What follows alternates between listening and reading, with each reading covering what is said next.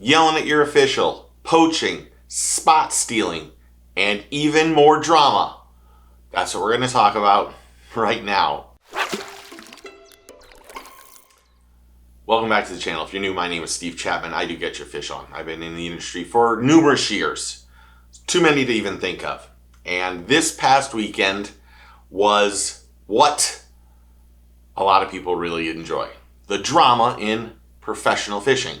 Is it a sport? Is it a hobby? But again, if you're new to the channel, click that like and subscribe, and welcome to the team and family. Stage 2 of the Bass Pro Tour was as good as anything that we get in the hobby. And when you get the drama with 1 and 2 anglers that might not like each other, that start throwing out slander and throwing out accusations, it only makes stage 2 even better. If you have not heard and you're living under that rock, Keith Poche said that Adrian Avena was poaching and stealing his spot. You know, what's ironic is I have a particular angler right behind me, Wheeler's good friend, that's poached me so badly, that's disrespected me so badly. And it led to Instagram posts and Facebook posts and people making YouTube videos. And it really took away from the great Bobby Lane winning stage 2 here on the Harris chain. I thought it might be fun to look at how the whole thing started. Day 1 was interesting because as the day went on, Keith was losing a lot of fish. A lot of fish were spitting the hook, line breaks, he had fish landing penalties. He seemed to have a slew of violations that day. Now, marshals are put on each boat for the MLF events, the Bass Pro Tour events, and they're there to weigh the fish, make sure there's no fish landing violations or any penalties, and to assess the penalties and make sure the time is right, and also make sure that the angler isn't cheating. And we're not calling Keith a cheat at any point. But Keith wanted his marshal, who doesn't get paid that I know of, maybe they do, to hold his Bubba scale differently because he wasn't getting the results that he wanted, I think. And we saw this. Yes, but you're not touching scale. Well, you're leaning it forward. See, 1 pound, don't, 12 ounces. you see how I ain't gonna tell you. This I shouldn't have to teach you out here. This ain't supposed to be level. Your thing right here is supposed to be level. See how it went from 111 to 112 when you tilted it back? I mean, if they ain't gonna teach you, I'm gonna have to teach you. You know what I'm saying? I mean, it ain't your fault. And Keith and Adrian had a very good day 1 and day 2 and made the knockout round. And that's where the fun began. Let's look at Keith's day 1 video. Avena has gone from 23rd. Man, what was you at this morning? Where were you at this morning? Really? Where was that? I saw you on that point when I pulled up. I saw you on that point when I pulled up. I was sitting right here. You passed by when you left that point. Now they were over there in that corner. I was right here. Nah, I'm messing with you, man. We good, man? Nah, it's all good, man. I just wonder if it's a good stretch. I just wonder why you didn't start on it. You know, what's ironic is I have a particular angler right behind me, Wheeler's good friend, that's poached me so badly, that's disrespected me so badly. Minute right through as we see Keith Poche is right here as well. That looks like Adrian Avena in front of him. It is. What are we waiting for? Let's look at Keith's day 3 knockout round video before they go fishing. Day 3 here at Harris Chain, and it's been an interesting week. You know, a lot of movement, a lot of anglers going here, going there. You know, I heard yesterday a buddy of mine told me Wheeler was talking on live about people coming in on people, and you know, Wheeler has a point. A lot of people going places, going to Popka, but whatever. You know, what's ironic is I have a particular angler right behind me, Wheeler's good friend, that's poached me so badly, that's disrespected me so badly this week. You know, he's here because he saw where I was fishing. He knew how I was catching them. And he's got the camera, and then they took a camera from me. So it's really frustrating to have to deal with poachers and then deal with the drama. And it's just, I'm so sick of this. Just like Wheeler apparently was saying yesterday on live, like it's getting old. It's really getting old, and I don't understand what goes through these guys' mind, why they want to do what they do, but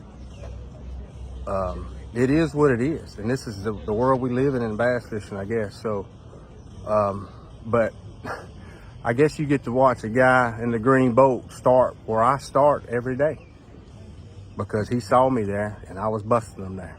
So y'all enjoy watching him catch him like I showed him how to catch him. Now, of course, he doesn't call out Adrian, but he makes sure that he leans to the right and leans to the left and says the guy over here is the one that I'm talking about. But was really Adrian poaching his fish?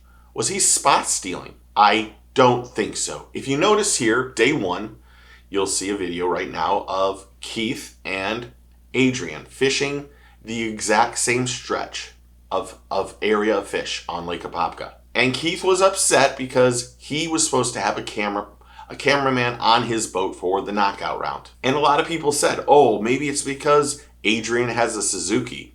Let's be real honest here. Keith's boat has a 150 on it. Do we want to watch somebody have a cameraman on his boat and watch them take 2.5, 3 hours to get to the fishing grounds? Or would we rather have a cameraman on a boat where the angler is fishing? We bitch about forward-facing sonar. Are we going to also bitch about the camera ride or the boat ride with the cameraman on the boat? And Keith wants to have that cameraman on his boat because he does want to get his sponsors that extra bonus of having that cameraman. But to blame his slower boat, which is not his fault or not anyone else's fault, but he has a 150 compared to everybody else. It takes him longer to get to the fishing spot. He admitted this, but to come out and say that he got his cameraman taken away because of something else that happened is ridiculous. And that only fits Keith's narrative. And that's not right. Now, Keith deserved to have a cameraman on his boat for sure. And he made a bigger deal out of this than anything, with then the social media post in the beginning about how Adrian was stealing a spot and then not having a cameraman. And then we got to see a reply back from Adrian. First day of practice, I go down to Lake Apopka. And I'm running around, never seen a lake before. Think it's going to be a sleeper. And I get down there, and I finally get a bite. And I drop a waypoint and fish down a little bit further. Get another bite, fish down a little further, get another bite, get down to the bottom of the stretch, start running out of habitat, and I put another waypoint. So I've got a waypoint at the top, I got a waypoint in the middle, and I got a waypoint at the bottom. Now, mind you, this stretch is a pretty long stretch. It's like 500 yards. I'll go ahead and show you, which was right here. This was the zone. I'm going to zoom out. This is Apopka, guys. This is the zone right here that I was fishing. And this is the top end of the stretch. Right here, I'm going to click this waypoint. And I'm going to show you guys, you can't change the date. 2/10/2025. That's the first day of competition, or first day of practice. Then down here in the middle, there was... Now remember, Adrian was at that exact place on day one. Did Keith forget that conversation that he and Adrian had? Let's replay that one. I saw you on that point when I pulled up.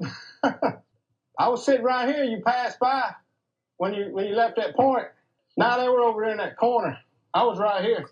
Or let's replay Keith looking down, watching Adrian catch a fish right down from him. Maybe he forgot that one too. But to come out and say that Adrian was poaching Keith's fish was wrong. That's just my opinion. I have met Keith several times. He is an outstanding man. He's an outstanding father. He's an outstanding angler. I love the off-the-grid videos. But this weekend, I don't know if pressure was getting to him because he went a little bit ballistic on his marshal. He went a little bit ballistic on an angler who was fishing the same spot. Mind you, Adrian got to that spot first on day 1 and day 3. And a credit to Keith, he made the championship round and Adrian didn't. So I don't know how you can claim that Adrian is poaching your fish when you finished higher than he did. And I know when you put money involved into this industry, into this hobby and sport, that you can get yourself very uptight, and you can and the adrenaline and the competition level can go to another level. But as fans, we do love it, but we do hate it at the same time. But what do you think? Who was the winner and who was the loser in this little battle? Was Keith the winner? Did you take Keith's side over Adrian's side? Or did you like Adrian's side more than Keith? Because Adrian put out a video and showed his waypoints and his GPS, and then instantly Keith put out another video saying, oh, you needed to look into that a little bit more. But as fans, I actually thought that Adrian showed what he needed to show. And then when you go back to day 1 and see Adrian and Keith talking in those exact spots where that little corner was just a little north of them, it makes you think what was going on. And I gotta give credit where credit's due. Keith fished magnificently. But we need to save the drama for another person's mama, because it took away from Bobby's success, from Bobby's championship, from the thrill that he had. We will talk about this situation more than Bobby winning the tournament. And when that starts to happen, and my good buddy Bobby doesn't get the credit that he deserves, I'm a little irritated. And of course, this happened while I was at a swim meet and had no idea. And then went to a birthday party down south and came back today on Sunday and had to do the research and look into it because I needed to know who is at fault. But who do you think is at fault? Comment below and tell me what you think. Thanks again for hitting that like and subscribe button. Thanks to the members and all the new subscribers and all the people who comment on the channel. I really, really, really appreciate it. Remember, Friday nights, we're going to go live, 8 p.m. Again, thanks for hitting that like and subscribe button. Remember, take a kid fishing, tight lines, cheers, and get your fish on.